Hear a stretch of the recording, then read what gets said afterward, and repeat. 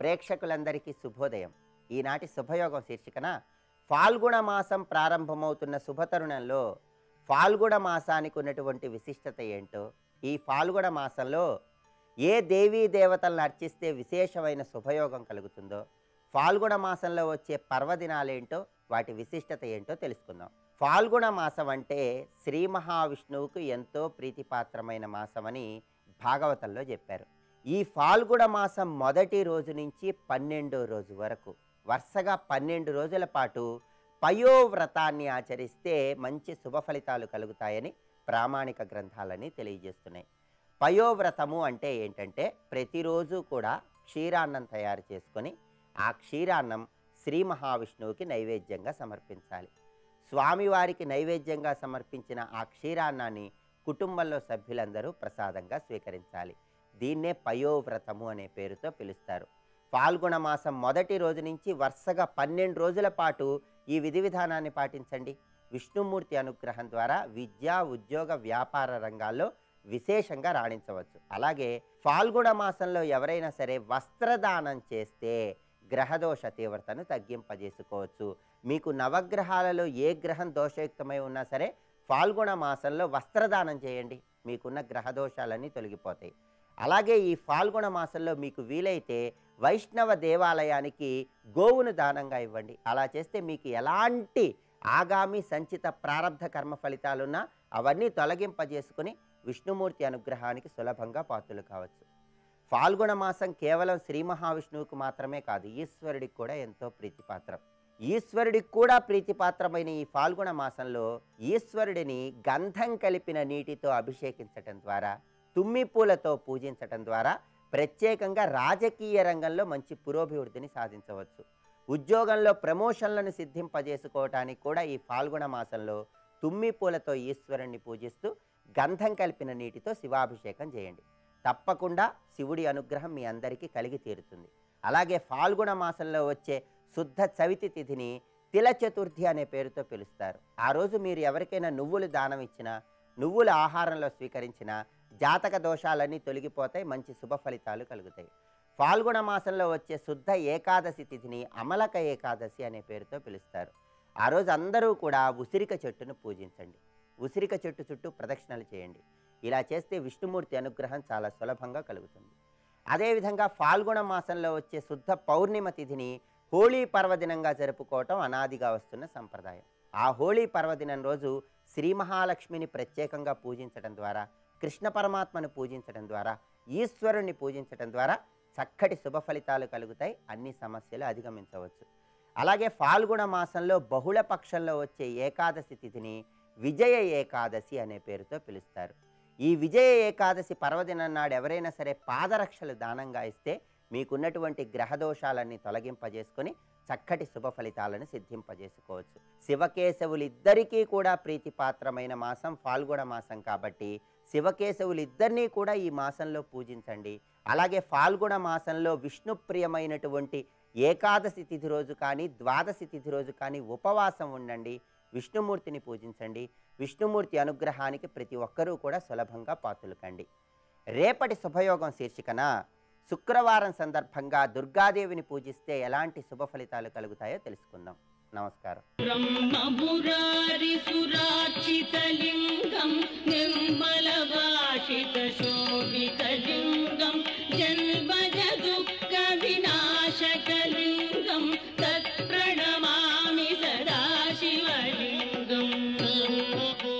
ముప్పై 6 తీర్థాలున్నాయి ఈ క్షేత్రంలో. సువర్ణముఖరి ప్రవహించే తీర్థం కాక పాతాళ గంగన ఏదైతే ఉన్నదో ఆ సమీపంలో ఒక బావి, అది స్వామివారి ఆరాధనకి వినియోగిస్తారు. అది విశేషించి ఇప్పుడు స్వామివారికి కొన్ని ఉత్సవాలు చేసేటప్పుడు కూడాను ఆ తూర్పు ద్వారం దగ్గర ఒక 2 వైపులా 2 బావులు ఉంటాయి, వాటిని కూడా స్వామి కైంకర్యాలకు వాడుతుంటారు. ఇవన్నీ తీర్థములండి. అందులో బావుల తీర్థాలు తాగితే అనేక రకాల రుగ్మతలు పోతాయని అంటారు. ఇక్కడ విశేషించి జ్ఞానం వచ్చే చోటు కనుక తెలివితేటలు పెంచే క్షేత్రం ఇది. శివుడు ఎప్పుడు జ్ఞానప్రధానమైన దేవత. ఈ క్షేత్రం కూడా మనకి జ్ఞానాన్ని ప్రసాదించేటువంటి గొప్ప క్షేత్రంగా చెప్పబడుతున్నది. ఇక్కడ స్వామివారి భక్తుడి గుడి ఉంది, అంటే కన్నప్పకి. ఎక్కడ అంటే కన్నప్ప కొండ ఉంది, కానీ అంతరాలయంలో కన్నప్ప ఉన్నాడు. చూసారా శివుడు ఎక్కడ పెట్టుకున్నాడు తన భక్తుడిని? అంతరాలయంలో పెట్టుకున్నాడు. అంటే తాను గర్భగుడిలో ఉంటాడు, అంతరాలయంలో ఆయన ఉంటాడు. అటువంటి విశేషమైనటువంటి క్షేత్రం ఇది. అంతరాలయంలో స్వామివారి దగ్గర ఉంటాడు భక్తుడు. కన్నప్పని ఇక్కడ పెట్టుకుని ఈయన కూడా వచ్చాడు మనకి. కన్నప్ప కథ మన అందరికీ తెలిసినదే. విస్తారంగా భక్తికి నమస్కారం చేయాలి. ఇక్కడ స్వామిపై అపారమైన అచంచలమైన భక్తి, గాఢభక్తితో లింగం అనుకోలేదు శివుడు అనుకున్నాడు. అందుకని పెట్టింది తింటాడు అనుకున్నాడు. స్వామికి ఏదీ అక్కర్లేదు కనుక ఏదైనా తింటాడు. ఏదీ అక్కర్లేని వాడికి విధి నిషేధాలు లేవు. పరమేశ్వరుడు అటువంటి వాడు. అందుకే ఆయన భక్తికి చూసి సంతోషించాడు. చూసారా, సాలిపురుగు కట్టిన గూడుల్లో ఉన్నాడు, పాము చేసిన రాళ్ల పూజలు పెట్టుకున్నాడు, ఏనుగిచ్చిన కంపల పూజలు పెట్టుకున్నాడు, తిన్నడిచ్చిన మాంసపు ముక్కలు కూడా తిన్నాడు భగవంతుడు. ఎందుకంటే భక్తి అంటే అంత ప్రేమ ఆయనకి. ఇక్కడ భక్తుడు అంటే అంత ఇష్టం. భక్తుడు మనసు నొప్పించడు. అందుకే ఆ తిన్నడిని అనుగ్రహించాడు. వాళ్ళకి యవ్వనం కౌమార దశలోకి వచ్చినప్పుడు వేటలో శిక్షణ ఇప్పిస్తారు. ఆ శిక్షణ ఇప్పించినప్పుడు తోటి యువకులతో కలిసి ఆయన అరణ్యానికి వెళ్ళాడు. ఆ వెళ్ళినప్పుడు ఒక చోట రాత్రి వేటాడి అలసిపోయి పడుకుంటే కలలో ఒక ఆయన కనబడ్డట. ఎలా ఉన్నంటే వడలం తెల్లని బూదిపూత పులితోలొడ్డానము అల్లాడు కెంజడలు, ఇలా ఉన్నాడు ఆ స్వరూపం. పేరు రాయలేదు, ఎందుకంటే కల్లో ఆయనకు పేరు తెలియలేదు. చూశాడు. ఆయన ఏం చెప్పాడంటే, ఇక్కడికి కొంత దూరంలో ఆ ముఖరి ఒడ్డున ఉన్న చెట్టు నీడలో ఒక శివలింగం ఉంది, కొలుచుకో అని చెప్పాట. వెంటనే మెలకు వచ్చింది దీనికి. పూర్వజన్మ సంస్కారములు మేల్కొనే దశలో ఈశ్వర ప్రేరణ ఏదో విధంగా లభిస్తుంది. ఆయనే లాక్కొంటాడు అని నేను చెప్పుకున్నాను కదా. అక్కడ కొలుచుకో అన్న మాట వినబడగానే ఈయనకి వెంటనే మెలకు వచ్చింది. అందరూ చుట్టూ పడుకున్నారు. కలలా అనిపించలేదు, స్పష్టంగా కనబడ్డాడే. మరి ఇక్కడ ఏదో శివలింగంట. ఆయనకి వీటి గురించి ఇప్పుడు ఆలోచనే లేదండి ఆ మహానుభావుడికి. ఈ లోపల అలాగా ఇది కళను తీసిపారేద్దామా, నిజమని అనుసరిద్దామా అనుకుంటూ ఉంటే ఎదురుగా ఒక అడవి పంది కనబడింది. సహజంగా వేటగాడు కదా, ఉత్సాహం. దీన్ని వేటాడేద్దాం, తన గొప్పతనం చెప్దామని దాన్ని వేటాడడం వైపు వెళ్ళాడు. దాని వెంట వెళుతుంటే అది పరిగెత్తడం మొదలుపెట్టింది. ఎలా పరిగెత్తిందంటే ఆ రాత్రి ఇటు అటు అటు ఇటు తిప్పి తిన్నగా శివలింగం ఉన్న చోటుకి తెచ్చి అంతర్ధానం అయిపోయింది. అంటే శివుడు అనుగ్రహించదలుచుకుంటే ఎలా అలా తెప్పించుకుంటాడనడానికి ఇదే పెద్ద నిదర్శనం, మరొకటి కాదు. ఎప్పుడైతే అక్కడ చేరాడో ఇక్కడ తిన్నని అర్థం చేసుకోవాలి. అక్కడికి వెళ్ళి శివలింగాన్ని చూసిన వెంటనే చేతిలోని విల్లు పడేసి 2 చేతులు దోజిలించి అలా లింగం దగ్గర వెళ్ళిపోయాడు. అంటే ఆ జన్మల సంస్కారం వెళ్ళిపోతుందండి. వెళ్ళి తిన్నగా కనుల ఆనందాశ్రువులు రాలుతూ ఉంటే చిన్నప్పుడెప్పుడో తప్పిపోయి తిరిగి తండ్రిని చూసిన పిల్లవాళ్ళ ఏడుస్తున్నాడండి. ఇక్కడ ఆ స్వామిని చూస్తూ అలా ఉండిపోయాడు. ఇక్కడ తనను తాను మైమరిచిపోయాడు. ఈ లోపల తెల్లవారింది. తోడు వచ్చినటువంటి యువకులందరూ నిద్రలేచి పక్కన తిన్నెళ్ళేయడం చూసి వెతుక్కుంటూ వచ్చారు. వచ్చేప్పటికల్లా ఆయన ఇక్కడ కనబడ్డాడు. ఎలా ఉన్నాడంటే శివలింగాన్ని కళ్ళు తెరిచి చూస్తున్నాడు, రెప్ప పడట్లేదు. ఏ ధ్యానం సరిపోతుంది. కానీ ఆయన శివుణ్ణి చూస్తూ శివుణ్ణే ధ్యానిస్తూ తన్మయుడైపోయాడు. ఆయన దగ్గరికి వెళ్ళి ఇక్కడున్నావా, నీకోసం వెతుక్కుంటున్నావు, పద ఇంటికి వెళదాం అని కదలట్లేదండి. సమాధి స్థితికి వెళ్ళిపోయాడు. దర్శన మాత్రం చేత సహజ సమాధి స్థితిలోకి వెళ్ళిపోయాడు మహానుభావుడు. ఎంత కదుపుతున్నా కదలలేదు. ఆఖరికి వీళ్ళు కుదుపులకి ఒక్కసారి అతి కష్టం మీద తిప్పెట్ట మొహం తిప్పి, నేను మీతో రాను, బలవంత పెట్టినా రాను, అలాగని రాను అని పంతమేం లేదు. ఈయన వస్తే నేను వస్తాను, ఈయన నాతో పాటు మన ఊరొస్తే నేను వస్తాను, ఈయన కానీ రాకపోతే నేను ఇక్కడే ఉంటాను. కానీ మీరు బలవంతం చేసి నన్ను తీసుకెళ్ళాలనుకుంటే కారాకూరములు చేసి నన్ను కదలినే రాను, నేను రాను. ఒకవేళ ఇంకా బలవంత పెడితే ఇక్కడ ప్రాణాలు వదిలేస్తానన్నాడు. వెంటనే వాళ్ళు చేసేదేమీ లెక్క వెళ్ళారు. అలా చూస్తూ కొంతసేపటికి అనుకున్నాడు, ఎప్పుడు చూస్తూ కూర్చోడమేనా, పాపం ఈయనకి ఏదైనా పెట్టద్దు అనుకున్నట్ట. చూసారా, ఆ ప్రేమ ప్రేమ ప్రేమ అస్తిత్వాన్ని అనుభవించడమే అసలైన పరమార్థం. ఇంకేంటిది, అస్తిత్వాన్ని అనుభవించు. ఆ శివుణ్ణి అనుభవించాడు ఆయన, అక్కడ ఉన్నాడు, అది బొమ్మ కాదు. వెంటనే ఆయన ఏం చేశాడంటే, ఈయనకి ఏదో పెట్టాలి. ఎన్నాళ్ల నుండియో పస్తున్నాడీ అడవిలోన ఒంటి మహేశుండు. ఎంత చక్కటి మాట రాశారండి తెలుగులో. ఎన్నాళ్ల నుండియో పస్తున్నాడు. పస్తున్నాడు అంటే తెలుసు కదా. ఎన్నాళ్ల నుండియో పస్తున్నాడు ఈ అడవిలోను ఒంటి మహేశుండు, ఇన్నెగులు మాన్పవలదా కన్నారన్ కనిన బంటు కలిగిన ఫలమం. ఇన్నాళ్ళు ఎవడు లేడు, పట్టించుకోలేదు. ఇన్నాళ్ళు ఎవడు తిన్నాడు, తిన్నాడా ఏమిటి, నాకు అనవసరం, ఇప్పుడు నేను చూశాను కనుక ఇక్కడ నుంచి నేను పస్తుండకూడదు అని బయలుదేరి వెళ్ళి తన ఆహారం తీసుకొచ్చాడు. పందిని కొట్టి అడవి పందుల్ని వేటాడి మంచి కాల్చి దొప్పల్లో పెట్టుకుని వస్తున్నాడు. పైగా స్వామివారికి నీళ్లు పోసి పెట్టాలి. నీళ్ళు పోద్దామంటే కడుపు నిండా పెట్టాలని చేతి నిండా దొప్పలు పట్టుకున్నాడు. ఎలా వస్తున్నాడో చూడండి ఆ దృశ్యం. విల్లొక చంక అంపపొది వీపున దొప్పలు కేలుదోయి పుక్కిళ్ళ పవిత్ర కాంచనముఖీ జలమప్పగ తెచ్చి. ఎలా వస్తున్నాడో చూడండి. ఇక్కడ విల్లొక చంక, విల్లు పెట్టుకున్నాడు అక్కడ. అంప పొది వీపున, అమ్ముల పొదులు వీపు మీద ఉన్నాయి. దొప్పలు కేలుదోయి, 2 చేతుల్లో మాంసపు దొప్పలు. పుక్కిళ్ళ పవిత్ర కాంచనముఖీ జలమప్పగ వచ్చి, అలా వచ్చాడు. పైగా చెప్పు కాల నిర్మాల్యంబు త్రోసి, చెప్పు కాలతో తోసాడు. ఇక్కడ తోసి అభిషేకం చేసి మాంసం ముక్కలు పెట్టాడు. దొప్పల నంజుడు అద్రిరాజల్లుని ఆరగింపు మన ఆ ప్రభుడు ఊరకుండినన్. కొండలరాజు అల్లుడు కానీ తినమన్నట్ట, ఆయన ఊరుకున్నాడు అన్నాడు. ఏం పదం వేశాడు దుర్జటి. కవిత్వం అంటే ఇదండి. కొండలరాజు అంటే కొండ కదలదు కదా, ఆయన అల్లుడు కొంత లక్షణం వచ్చింది, అందుకే ఈయన కదలట్లేదు అని చెప్పడం. కదలట్లేదు. అయితే ఆయన తినలేదు. ఎప్పుడో విగ్రహం కదండి తినదు అనుకోలేదు. శివుడు తినలేదు. ఎందువల్ల తినలేదు అనుకుని కాలవో క్రొవ్వవో మాడంగాలెనో చవిగావో కమ్మగావో నీకున్ అలవడవో. ఏంటయ్యా బాగా కాలలేదా, లేకపోతే మాడిపోయేటట్టు కాలిపోయాయా, కొవ్వు సరిగ్గా లేదా, లేక నీ ఒంటికి పడదా, ఆకలి లేదో, ఇప్పుడు ఆకలి వేయట్లేదా, లేక ఇచ్చేవాడు ప్రేమగా ఇస్తున్నాడో లేదని సందేహిస్తున్నావు స్వామి. తినవయ్యా, ఎన్నాళ్ళ నుంచి అయ్యిందో నువ్వు తిని అని చెప్తూ ఉంటే ఆయన తినలేదు. ఎప్పుడో నువ్వు తినకపోతే నేను తినను, ప్రాణం పోగొట్టుకుంటాను ఇక్కడే అని ఏడవడం మొదలుపెట్టాడు. వ్రాలి యాడ్వందొడెగన్, చిన్నపిల్లాళ్ళే ఏడ్చాడండి. ఆ ఏడుపు రావాలంటే ఎన్ని జన్మల పుణ్య విశేషం ఉండాలి. ఇక్కడ ఏడుస్తున్నాడు. ఏడిస్తే ఊరుకోలేడు శివుడు. వెంటనే వచ్చి అన్నా కరకొట్లన్నా ఇమ్మన్నా తినేదా అన్నట్ట.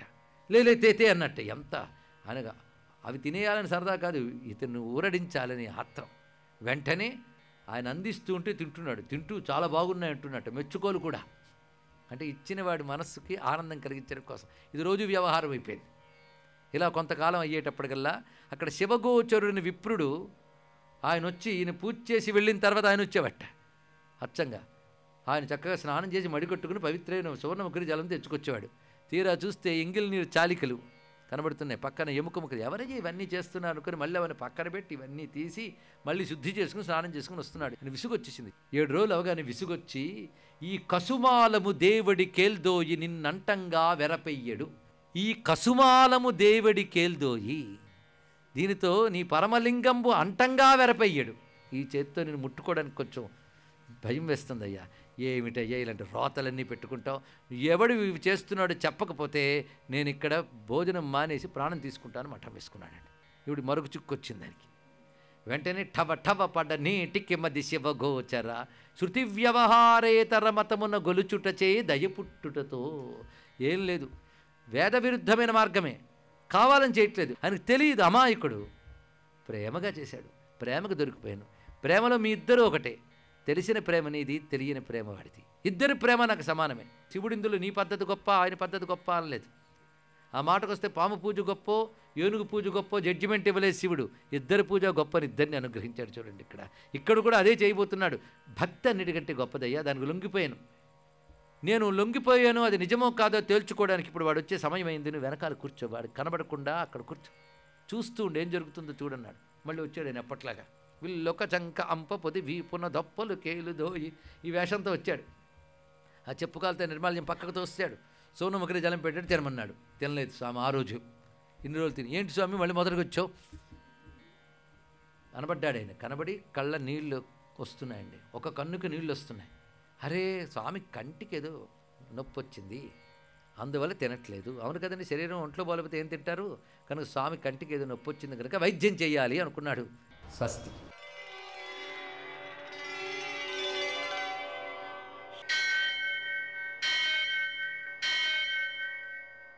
సహస్రశీరుషం దేవం విశ్వాక్షం విశ్వశంభువం విశ్వం నారాయణం దేవమక్షరం పరమం పదం విశ్వతః పరమాం నిత్యం విశ్వం నారాయణగుం హరిం విశ్వమేవేదం పురుషస్తద్విశ్వముపజీవతి పతిం విశ్వస్యాత్మేశ్వరగుం శాశ్వతగుం శివమచ్యుతం నారాయణం మహాజ్ఞేయం విశ్వాత్మానం పరాయణం. సూర్యశౌర్యమథేందురింద్రపదవీ సన్మంగళం మంగళం. నమస్తే భగవన్ దేవదత్తాత్రేయ జగత్ప్రభో సర్వబాధా ప్రశమనం కురు శాంతిం ప్రయచ్చమే. నేటి కాలమాన విశేషాలను గమనిద్దాం. స్వస్తి శ్రీ చాంద్రమాన విలంబనామ సంవత్సరం ఉత్తరాయణం శశిర ఋతువు ఫాల్గుణ మాసం శుక్లపక్షం గురువారం. సూర్యోదయం 6:33 సూర్యాస్తమయం 6:20 తిథి పాడ్యమి రాత్రి 11:42 వరకు. నక్షత్రం పూర్వాభాద్ర రాత్రి 8:51 వరకు. వర్జం లేదు.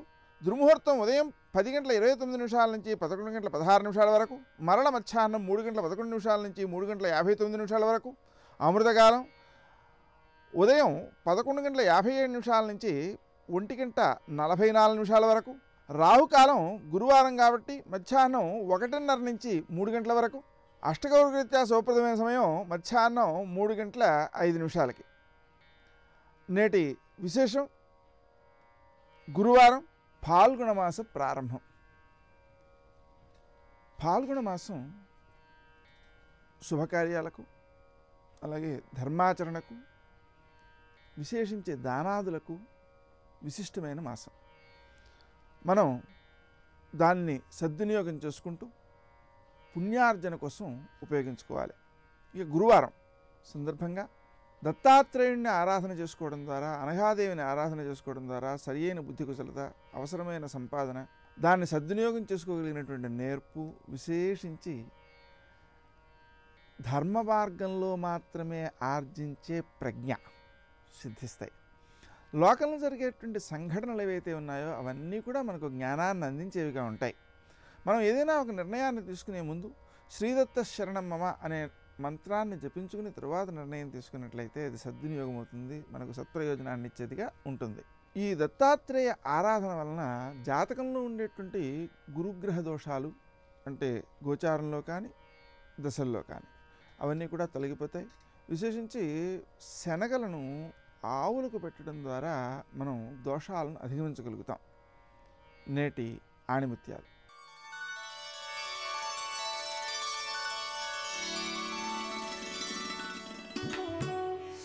ఇంద్రియాలను జయించడానికి వినయం అవసరం.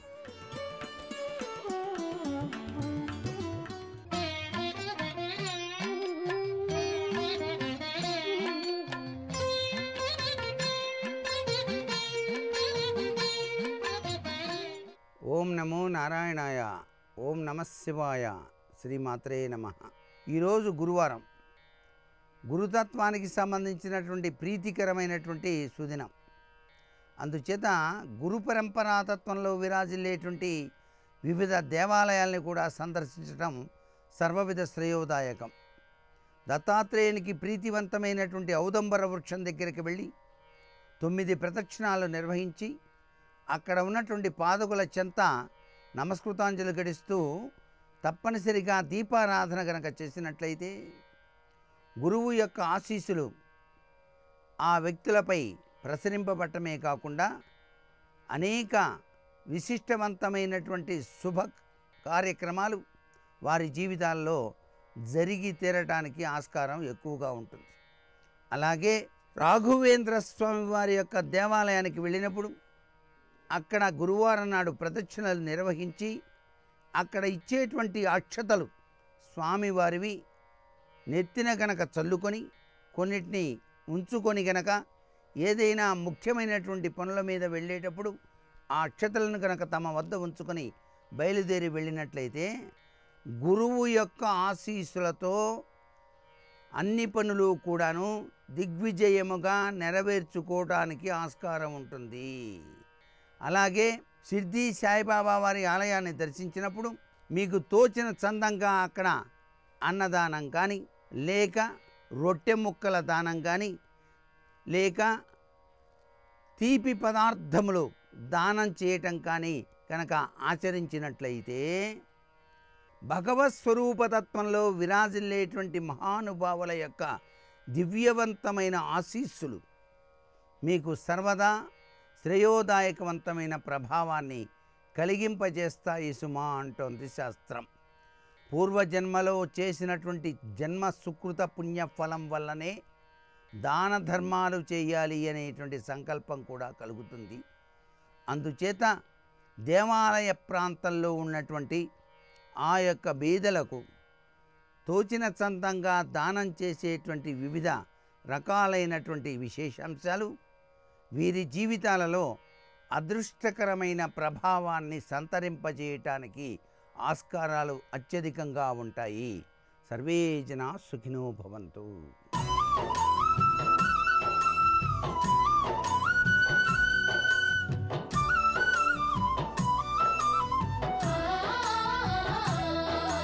పెద్దలైన వారు మహాత్ములైన వారు చెప్పిన మాటలు ఉపదేశములు.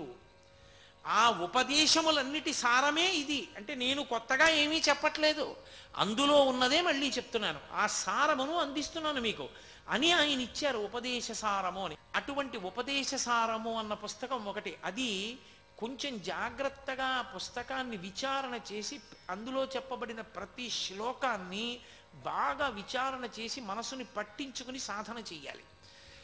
అది పై స్థాయిలో ఉంటుంది, అది అందరూ పట్టుకోగలుగుతారు, పట్టుకోలేకపోతారు. అందుకే బాగా కిందకు వచ్చేసారు రమణ మహర్షి ఒక పుస్తకానికి. ఆయన విరూపాక్ష గుహలో కూర్చుని ఉన్న రోజుల్లో కొంతమంది అంతేవాసులు ఆయన దగ్గరికి వెళ్ళి ఒక మాట అడిగారు, మీరు మాకు ఏదైనా ఒక పాట లాంటిది రాసిస్తే మేము భిక్షకి వెడతాం, భిక్ష తీసుకురావడానికి వెడుతుంటాం తిరువణ్ణామలై వీధులకి, అప్పుడు లేదా గిరి ప్రదక్షిణం చేసుకునేటప్పుడు ఆ పాటలు పాడుకుంటూ వస్తాం, కాబట్టి ఆ పాటలు పాడుకుంటూ రావడానికి మాకు ఏదైనా పాట రాసి ఇవ్వండి అని అడిగారు. ఆయన అన్నారు, కొత్తగా నేను రాయడం ఎందుకు, ఎన్ని పాటలు లేవు భగవత్పరంగా, అవి పాడుకోండి అన్నారు. కాదు కాదు మీరు వ్రాసి ఇవ్వండి అన్నారు. ఆయన ఆ సమయంలో గిరి ప్రదక్షిణం చేస్తుంటే ఈయన నోటి వెంట వస్తుందేమోనని తెల్ల కాగితాలు పెన్సిలు పట్టుకు బయలుదేరారు. బయలుదేరితే ఆయన ఒక చోట కూర్చుని అరుణాచలం వంక చూసి, అరుణాచలం వంక చూడడం అంటే పరమేశ్వరుడి వంక చూడడం, చూసి ఆయన ఒక్కొక్క శ్లోకం రాశారు. అది వ్రాస్తున్నప్పుడు ఆనందంతో ప్రేమతో ఆయనకి కళ్ళంబట బొట్ట బొట్ట బొట్ట బొట్ట ధారల కింద నీళ్లు పడిపోయి కాగితాల మీద ఆ కళ్ళకి నీళ్లు చిప్పిల్లిపోవడం వల్ల కనపడేది కాదుట. మళ్ళీ తుడుచుకుని మళ్ళీ రాస్తుండేవారు, మళ్ళీ నీళ్లు కారిపోతుండేవి. వెంటనే పక్కన ఉన్నటువంటి వాళ్ళు వాటిని వ్రాశారు. అలా ఆయన 108 శ్లోకములను ఇచ్చారు. దాన్ని అరుణాచల అక్షర మనమాల మణిమాల అంటారు. అది దానిలో ఉన్న గొప్పతనం ఏమిటంటే ప్రేయసి ప్రియుల మధ్య ఉండేటటువంటి పాటగా ఉంటుంది, శృంగార రసంగా ఉంటుంది, లోకంలో ఒక మర్యాద ఉంటుంది. సాధారణంగా సాధు పురుషుల నోట్లోంచి వచ్చేటటువంటి మాటలన్నీ కూడా మనం భగవంతుణ్ణి చేరుకోవడానికి మార్గాన్ని సుగమం చేస్తాయి. నేను మీకు ఉదాహరణ చెప్పాలంటే శంకరాచార్యులు వారు సౌందర్యలహరి చేస్తూ ఒక మాట అన్నారు, మధుక్షీరద్రాక్ష మధురి మధురీణాః ఫణితయః అన్నారు. శరజ్యోత్స్నా శుద్ధాం శశియుత జటాజూట మకుటాం వరత్రాసత్రాణ స్ఫటిక గుటికా పుస్తకరాం సకుర్ణత్వా నత్వా కథమివ సతాం సన్నిధదతే మధుక్షీరద్రాక్ష మధురి మధురీణాః ఫణితయః. సాధు పురుషులైనటువంటి వారు సకృన్నత్వానత్వ ఒక్క మాట నమస్కారం చేసిన సరస్వతీదేవి ఎటువంటి కృప ఇస్తుందంటేట, వారి నోటి వెంట వచ్చేటటువంటి మాటలు మధు క్షీర ద్రాక్ష. మధు అంటే తేనె, తేనె పాలు ద్రాక్ష పండ్లు, ఇవి ఎలా ఉంటాయో అంత చక్కటి రుచికరమైనవై మనని భగవంతుని వైపుకి నడిపించడానికి కావలసినటువంటి సమర్థతని ఇవ్వగలిగినటువంటివై, పోషక శక్తిని ఇవ్వగలిగినటువంటి మాటలై ఉంటాయిట. అది సాధారణమైనటువంటి సాధు పురుషులు ఇచ్చేటటువంటి మాటలు. పరమేశ్వరుణ్ణి ప్రియుడిగా స్వీకరించి తనని తాను తన జీవుణ్ణి కాంతగా భావన చేస్తారు. ఒక ప్రియురాలిగా భావన చేసి ఆయనతోటి పరమేశ్వరుడితోటి తనకి వివాహాన్ని కళ్యాణ ఘట్టాన్ని చెప్తూ ఆయనతో అనుబంధాన్ని కీర్తిస్తూ పాట పాడతారు. అందుకే కవీంద్రాణం చేత కమలవన బాలాతపరుచిం అంటూ భజంతే ఏ సంతః కతిచితరుణా మేవ భవతీం అంటారు. కతిచితరుణా ఎర్రటి సరస్వతీదేవి గురించి చెప్పారు. ఎరుపు రంజకత్వం. అందుకే ఆ శ్లోకాన్ని పూర్తి చేసేటప్పుడు కూడా అది రంజకత్వాన్ని ఇస్తుంది అంటారు శంకరాచార్యుల వారు. అది ఎర్రని లక్షణం కలిగినటువంటి సరస్వతీదేవి. ఎర్రని సరస్వతీదేవి అంటే ఆమె అనుగ్రహాన్ని ఎవరు పొందారో అటువంటి వాళ్ళు అదిగో ఆ ప్రణయ సంబంధమైనటువంటి గీత రచన చేయగలుగుతారు. అది లౌకికమైన ప్రణయం కాదు, అది విరించి ప్రేయస్యాదరుణలహరి అని ఆ విరించి ప్రేయస్య బ్రహ్మగారి యొక్క ప్రేయసి అయినటువంటి సరస్వతీదేవి ఎర్రని రూపాన్ని పొంది 8 చేతులతో ఉంటుంది. అది ధనుర్బాణం పాశం శృణిమపి దధానాకరతలై 8 చేతులతో ఉన్నటువంటి ఎర్రని సరస్వతీదేవి యొక్క అనుగ్రహము ఎవరికి కలిగిందో వారు మాత్రమే పరమోత్కృష్టమైన సాధువులై వారు లోపల జ్వలించిపోతున్నటువంటి జ్ఞానాగ్ని పర్వతమై పరమేశ్వర స్వరూపమై పరమేశ్వరుడితోటి ప్రణయాన్ని అపేక్షిస్తూ భగవంతుణ్ణి ప్రియుడుగా తమ జీవుణ్ణి ప్రియురాలిగా భావన చేస్తూ అద్భుతమైనటువంటి స్తోత్రాన్ని అద్భుతమైనటువంటి పాటలని ఇవ్వగలుగుతారు. రమణ మహర్షి అటువంటి స్థాయిలో అరుణాచలేశ్వరుణ్ణి భర్తగా తన జీవుణ్ణి భార్యగా ప్రియురాలిగా భావన చేస్తూ అరుణాచలేశ్వరుణ్ణి పిలుస్తూ ఇచ్చినటువంటి పుస్తకం ఆ అరుణాచల అక్షరమణమాల. అది 108 శ్లోకాలతో ఉంటుంది. ఇప్పటికీ రమణాశ్రమంలో కానీ అరుణాచలంలో కానీ సాధారణంగా ఏం చేస్తారంటే ఆ అరుణాచల అక్షరమణిమాలలోంచి ఒక శ్లోకం చదువుతారు. ఒక శ్లోకం చదివేటప్పుడు ఒకరు చదువుతారు. మిగిలిన వాళ్ళందరూ ఏం చేస్తారంటే అరుణాచల శివ అరుణాచల శివ అరుణాచల శివ అరుణాచల అంటారు. 3 మాటలు అరుణాచల శివ అని 4వ మాట అరుణాచల అంటుంటారు. భగవాన్ రమణులు శరీరంతో ఉన్న రోజుల్లో కూడా ఆయన కార్తీక దీపాన్ని చూస్తూ కూర్చుని ఉంటే ఆ పక్కన ఉన్నటువంటి వాళ్ళందరూ అంత్యవాసులు కొంతమంది ఆ శ్లోకం చెప్పేవారు, మిగిలిన వాళ్ళందరూ ఆ నామాలు చెప్తుండేవారు. అలాంటివి 108 శ్లోకాలు తమిళ భాషలో రచించారు.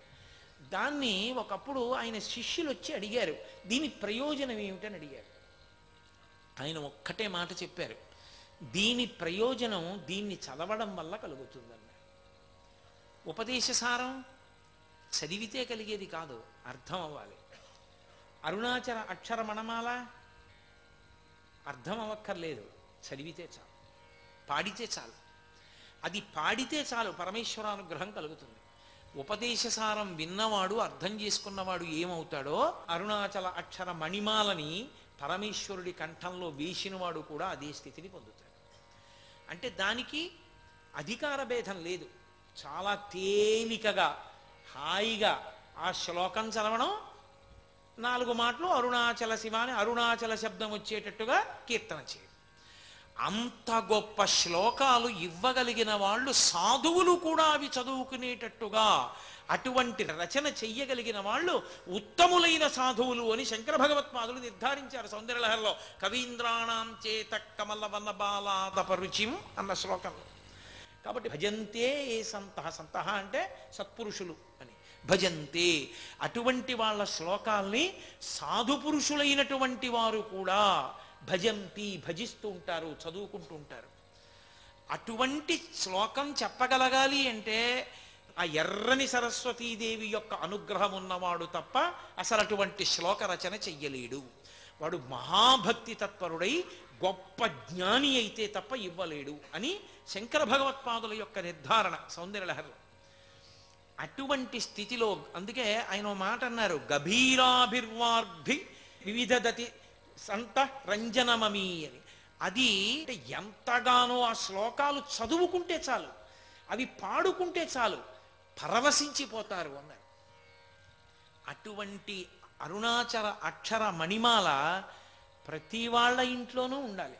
చక్కగా దాన్ని తరువాతి కాలంలో ఏం చేశారంటే అది పాడుకోవడమే ప్రయోజనం కనుక కేవలం పాడుకోవడానికే కాదు, చక్కగా దాన్ని భాష తెలియకపోయినా తెలుసున్న భాషలో పాడుకోవడానికి వీలుగా తెలుగు భాషలోకి అనువాదం చేశారు. తెలుగు భాషలోకి అనువాదం చేసి వచ్చే ఆ శ్లోకాలు, అది మనకి అదృష్టం. ఆంధ్రదేశంలో ఉన్నవాళ్ళు కూడా అంత పటిమ కలిగినటువంటి ఆ శ్లోకాలని చదువుకోవచ్చు.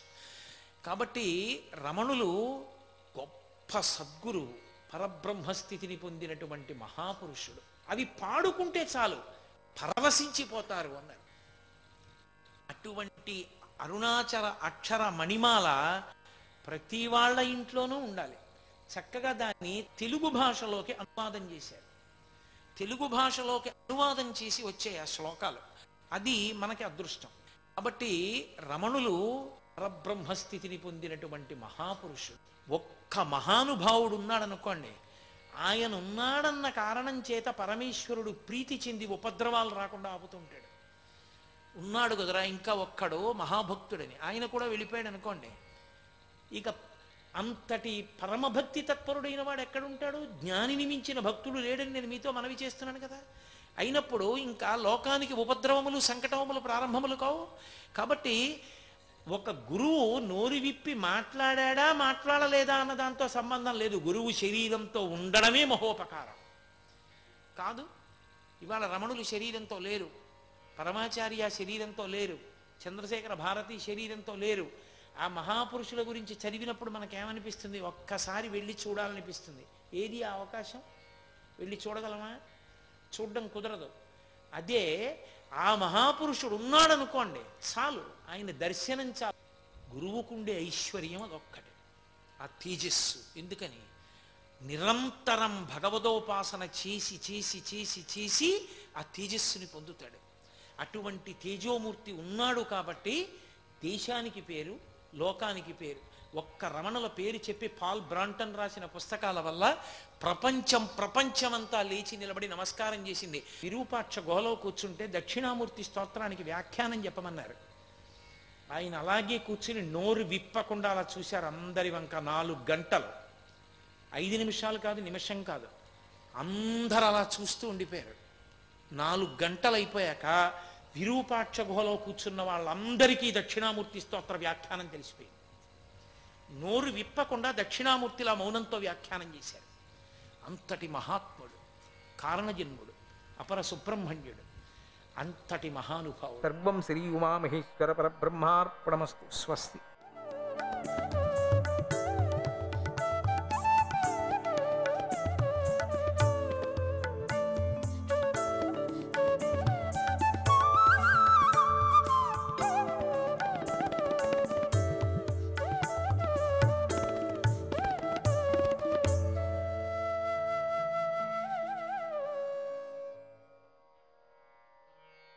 పద్మనాభాయ నమః. శ్రీకృష్ణుడు బాల్యంలో చేస్తున్నటువంటి అందమైన అల్లరిని గోపికలు చూసి ఇట్లా గుమిగూడారు, అందరూ చేరుకున్నారు. ఈ అల్లరో లేక ఆటలా ఏంటి? కొంచెం ఇప్పుడు కొంచెం వాళ్ళకు ఏదో జ్ఞానోదయం అయినట్టు ఉంది. ఇంతవరకు మోకాళ్లతో పాకేటువంటి బలరామకృష్ణుల్ని ఆడేటువంటిది అంతగా అనిపించుకోలేదు వాళ్ళు, ఏదో రక్షణలోనే ఉన్నారు వాళ్ళు. కానీ ఇప్పుడు నడిచి అన్ని చోట్ల అల్లరి చేస్తూ ఉండే విచారాన్ని చూసి ఇప్పుడు కొంచెం మీటింగ్ పెట్టుకున్నారు అందరూ. ఒకచోట అందరూ గుమిగూడారు.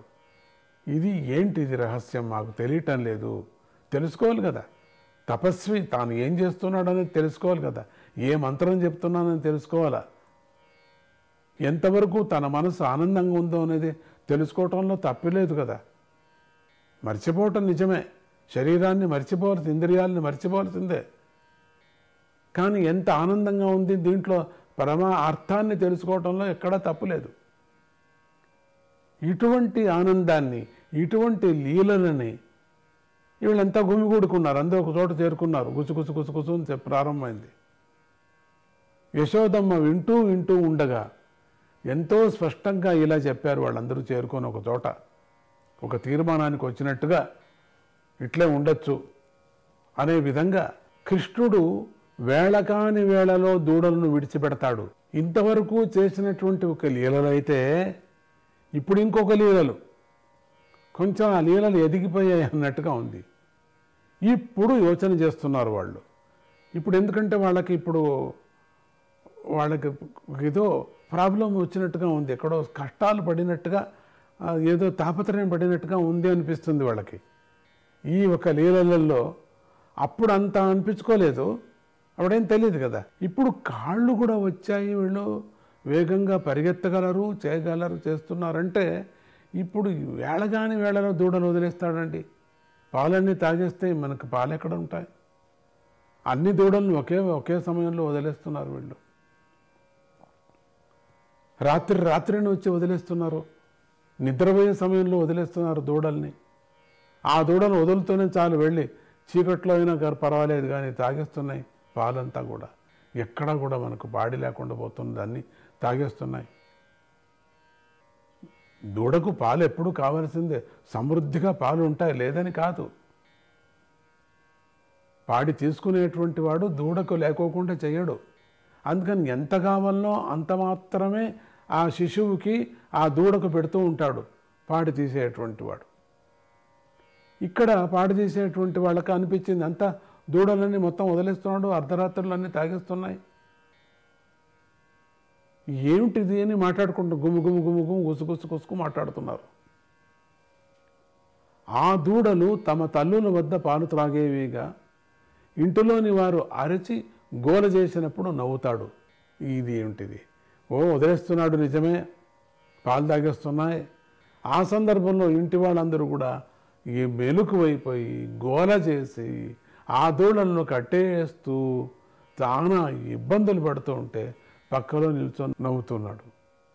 ఏంటిది, ఎంత హాస్యం చేస్తున్నాడు, నవ్వుతున్నాడు, మేము చేసే కష్టాలంతా చూసి నవ్వుతున్నాడు. అతడు అనేక ఉపాయాలతో ఇళ్లలోని పాలను పెరుగును దొంగలించి తాగేస్తాడు. ఇదిగాక దూడల్నే వదిలేసేది కాక ఉండినటువంటి పాలు, ఉండినటువంటి పెరుగు, ఉండినటువంటి వెన్నపూసను దొంగలించేస్తున్నాడండి. మన ఇంటి దానికన్నా ఎంతో గోవులు వాళ్ళు పెట్టుకున్నారు, అక్కడ వాళ్ళ ఇళ్లలో తాక్కోకుండా మన ఇంటికే వచ్చి తాగేస్తున్నాడండి, మన ఇంట్లోనే వచ్చి దొంగలిస్తున్నాడండి, పైగా దొంగతనం చేస్తున్నాడు. ఇప్పుడు కొంచెం ఎక్కువైపోయింది, మోకాళ్ళతో పాకేటప్పుడు అంతగా అనిపించలేదు, ఇప్పుడు కష్టపడుతున్నాం, బయట పాలు లేవు మాకు, ఆ దూడలు తాగేసాయి, ఆవు దగ్గర లేవు, ఇంట్లో పెట్టిన పాలు లేదు, దొంగిలించేస్తున్నాడు, ఎప్పుడు పడుకున్నప్పుడు దొంగిలించేస్తున్నాడు. ఇద్దరు వచ్చి కొంతమంది పిల్లల్ని వేరే పెట్టుకున్నాడు. వాళ్ళెంత అదృష్టవంతులో, వాళ్ళు మామూలు మనుషులు కాదండి, వాళ్ళు దేవతలు, ఓ ఇంద్రాది దేవతలో ఉండొచ్చు అక్కడ. ఇళ్లలోని పాలను పెరుగును దొంగలించి తాగేస్తున్నాడు. అంతేకాదు తాను త్రాగిన తర్వాత కోతులకు పిల్లులకు త్రాగించాలని భాగాలు చేస్తూ వచ్చాడండి. తాను తాగేది కాక తన జతలో వచ్చిన పిల్లలకు తాగించేది కాక కొన్ని కోతులకు పెట్టేస్తున్నాడు, కొన్ని పిల్లులకు పెట్టేస్తున్నాడు, వాళ్ళకు తాగేస్తున్నాడు. వాళ్ళ అందరూ కూడా కోతులు కానీ పిల్లులు కానీ ఎప్పుడు కుక్కలు కానీ ఎప్పుడు ఈయన ఎంట ఉండేవి కొన్ని లక్షలు, ఎందుకంటే పాలు పెడతాడు కదా అని చెప్పేసి. ఎప్పుడు బయటకు వస్తే ఇవన్నీ దొంగతనంగా అక్కడక్కడ ఉండేవి. వీళ్ళకు పంచేవాడు, కోతులకు పంచేవాడు, పిల్లులకు పంచేవాడు, కుక్కలకు పంచేవాడు. తాను తాగేది కాక తనతో వచ్చినటువంటి స్నేహంతో ఉండినటువంటి వాళ్లకు తన స్నేహితులకు తాగించేది కాక ఈ విధంగా ఈ ప్రాణులకు కూడా పెట్టేవాడు. ఎన్నో కొన్ని కోట్ల గోవులు ఉండేవి కదా అక్కడ, అందుకని ఎంత చేసినా చాలదేమో, అంత పాలు ఉండేది. ఒక్కవేళ ఏదైనా కోతి తినకపోతే కృష్ణుడికి చిరాకు పుడుతుంది, అందుకని ప్రతి కోతి తినాల్సిందే. ఇప్పుడు ఈయనకు చాలా చిరాకు పుట్టేది, పెడితే తాగాల్సిందే, పెడితే తినాల్సిందే, తినకపోతే చిరాకు పుట్టేది. కృష్ణుడికి చిరాకు పుడుతుంది, వెంటనే కుండను పగలగొట్టేస్తాడు. అక్కడ ఏమైనా ఎవరైనా తాగకపోతే ఏ ఒక్క కోతి కానీ, ఒక పిల్లి కానీ, ఒక కుక్క కానీ, ఒక మనిషి కానీ, అంటే స్నేహితుడు కానీ తాను పెట్టినటువంటి పాలను కానీ, తాను పెట్టినటువంటి వెన్నపూస కానీ, పెరుగును కానీ వాళ్ళకి ఇచ్చినప్పుడు తాగకోకుండా ఉండినప్పుడు చిరాకు పడి ఏం చేసేవాడు, ఉండిన పాలకుండను పగలగొట్టేవాడు. వాళ్ళని కొట్టాలి కదా, పాలకుండను కొట్టి పారేసేవాడు. దీంట్లో ఏమర్థం ఉందో ఇక్కడ చాలా అద్భుతమైనటువంటి అర్థాలు ఉన్నాయి. పాటలన్నీ రాయొచ్చు దీని మీద. అమ్మగారు రాసింది కూడా పాటలు, జయలక్ష్మి మాత. అట్లా ఎంత అద్భుతమైనటువంటి లీలలు కనపడుతున్నాయో ఇక్కడ మనం చూడండి. అదే కోతి పిల్ల తాక్కపోతే పాలు కోపం వచ్చి కుండను పగలగొట్టడం ఏమిటండి, దానికి 2 పెట్టాలి కానీ తాగలేదు నువ్వని కుండకు 2 పెట్టేస్తున్నాడు. పెరుగు, పాలు మొదలైనవి ఏవీ దొరకకపోతే అతడు ఆ ఇంటి వారిపై కోపంతో వారి పిల్లలను గిల్లి ఏడిపించి వెళ్ళిపోతాడు. అక్కడికి వస్తాడు అనుకో, వీళ్ళు ఏం చేస్తారు, వాడికి తెలియకోకుండా ఎక్కడెక్కడో దాచిపెట్టి అన్నీ ఆ దాచిపెట్టింది తెలుసు వీడికి.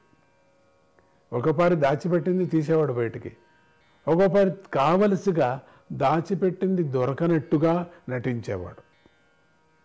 నటించి ఇక్కడ లేదు వీళ్ళ ఇంట్లో చాలా కోపం వచ్చేది. స్వామికి వచ్చినటువంటి కోపం వేరే. అసలు లోపల పాలు లేవు, పెరుగు లేవు, మరి వెన్నపూస లేదు, ఏంటి ఇంట్లో ఏమీ లేదు. ఒక్కొక్క ఇంట్లో అట్లా చేసేవాళ్ళు, కొంత కకృతిగా ఉండేటువంటి వాళ్ళు దాన్ని దాచిపెట్టేవాళ్ళు. దాచిపెట్టింది తెలుసు ఎక్కడ పెట్టారని, తనకి ఇష్టమైతే అక్కడే వెళ్ళి తీసుకుంటాడు, కొన్ని సందర్భాల్లో తీసుకోడు. ఇది కూడా అర్థమే ఉంది దీనికి కూడా. అందుకని దాచిపెట్టింది దాచిపెట్టినట్టుగా ఉంటూ, తనకేదో తెలియకోకుండా ఉంటూ, ఆ సందర్భంలో తనకేదో కోపం వచ్చినట్టుకుంటూ తన పిల్లలంతా పడుకున్నటువంటి పిల్లలంతా గిల్లి పెట్టేవాడు. కొయ్యో కొయ్యో మర్రో అని ఏడ్చేవి. ఏడుస్తుంటే వీళ్ళు ఆ పనుల్లో ఉండేవాళ్ళు. వాళ్ళ పిల్లల్ని సమాధానం చేసుకొని ఉండేవాడు. ఆ సందర్భంలో దాచిపెట్టిన కుండని ఎత్తుకునేవాడు. ఇట్లా పోతుందండి ఆయన లీలు. విష్ణవే నమః.